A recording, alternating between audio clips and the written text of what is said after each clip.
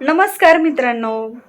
आजच्या या व्हिडिओमध्ये आपण श्रीमद भगवद्गीतेचा अध्याय 4 ज्ञान कर्म संन्यास योग मधील अत्यंत महत्त्वपूर्ण अशा श्लोक 22, 23 आणि 24 चा सोप्या मराठीत अर्थ आणि त्याचा आपल्या दैनंदिन जीवनातील उपयोग समजून घेणार आहोत. या 3 श्लोकामध्ये श्रीकृष्ण आपल्याला तीन मोठ्या गोष्टी शिकवतात. श्लोक क्रमांक 22 मध्ये जे काही मिळते त्यात समाधानी कसे राहावे आणि सुखदुःखाच्या पलीकडे जाऊन संतापापासून मुक्त कसे व्हावे, तर श्लोक क्रमांक 23 मध्ये सर्व कर्म यज्ञ मानून केलेल्या कर्माचे बंधन पूर्णपणे कसे नष्ट होते हे या श्लोकात सांगण्यात आलेले आहे.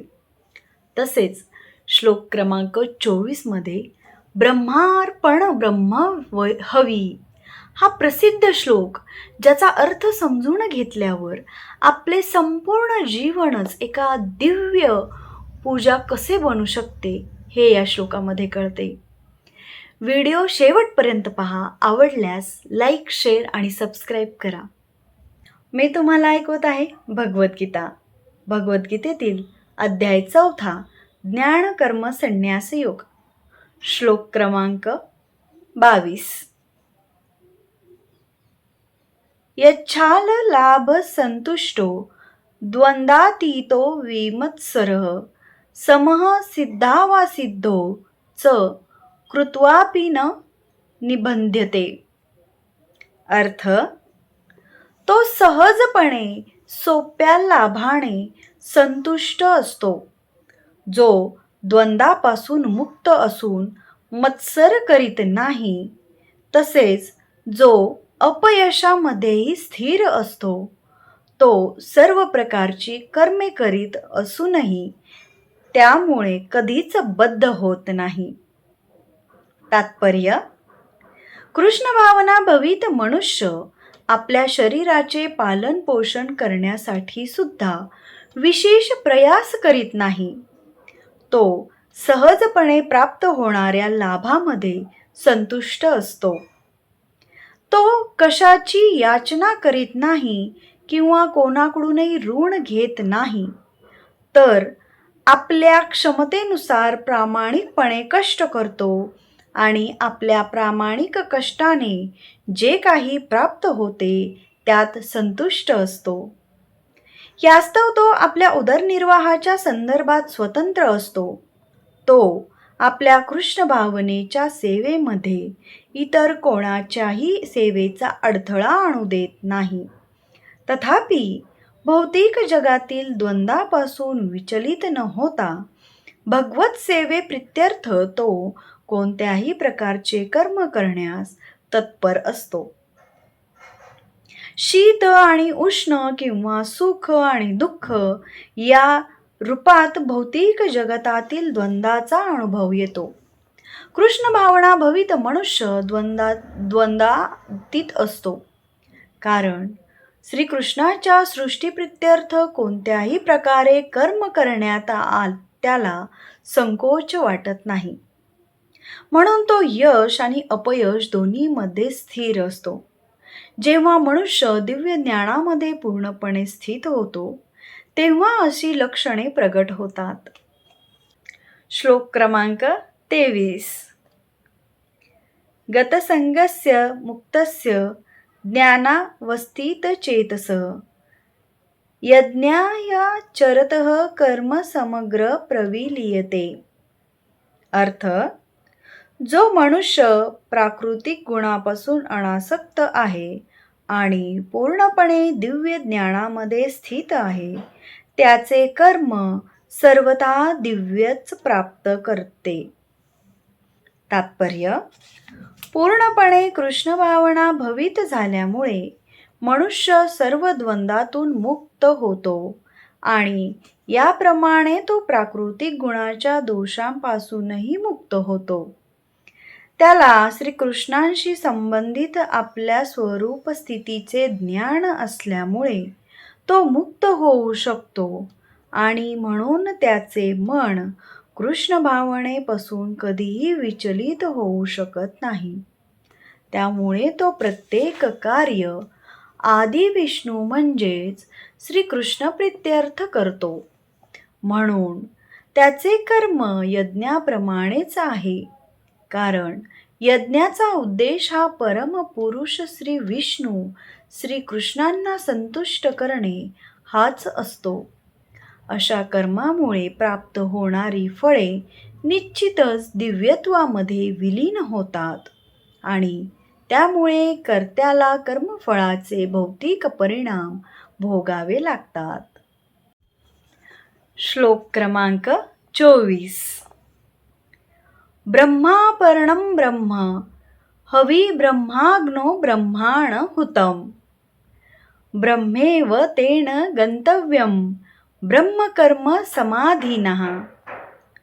अर्थ: कृष्ण भावनेमध्ये पूर्णपणे तल्लीन झालेला मनुष्याला निश्चितच भगवत धामाची प्राप्ती होते. कारण तो आध्यात्मिक क्रियात सर्वस्वी निमग्न झालेला असतो. या आध्यात्मिक क्रियेमध्ये हवन सुद्धा आध्यात्मिक स्वरूपाचे म्हणजे ब्रह्मरूपाचे आहे आणि हवी सुद्धा आध्यात्मिक स्वरूपाचीच आहे. तात्पर्य: कृष्ण भावना भवित होऊन केलेली कर्मे शेवटी कशी आध्यात्मिक ध्येय प्राप्ती करून देतात ते या श्लोकात सांगितलेले आहे. कृष्ण भावना भवित अशी अनेकविध कर्मे आहेत आणि त्या सर्वांचे वर्णन पुढील श्लोकामध्ये करण्यात येईल. मात्र आता केवळ कृष्ण भावनेच्या तत्वांचे विवेचन करण्यात आले आहे. भौतिक विकारांमध्ये गुरफटलेला बद्ध जीव भौतिक परिस्थितीत कर्म करणारा हे निश्चित आहे. तरीही त्याने परिस्थितीतून मुक्त होणे आवश्यक आहे.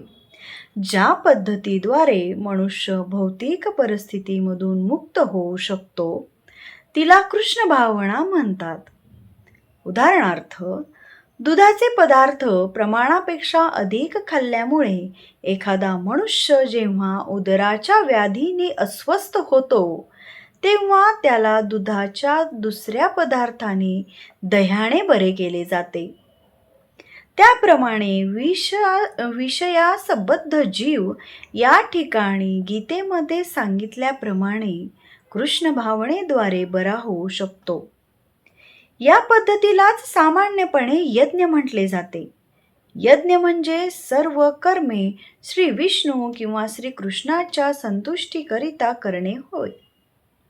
या भौतिक जगतातील कर्मे जितक्या प्रमाणात कृष्ण भावना भवित होऊन किंवा केवळ विष्णू प्रित्यर्थ केली जातात तितक्याच प्रमाणात देखील वातावरण आध्यात्मिक होते.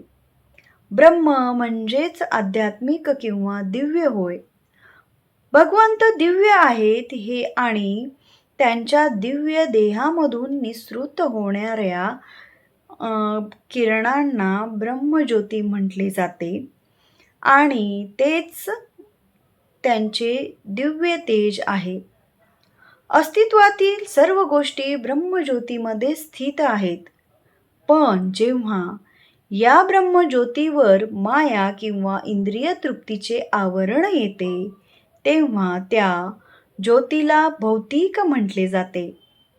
हे भौतिक आवरण कृष्ण भावनेमध्ये तात्काळ काढून टाकता येते.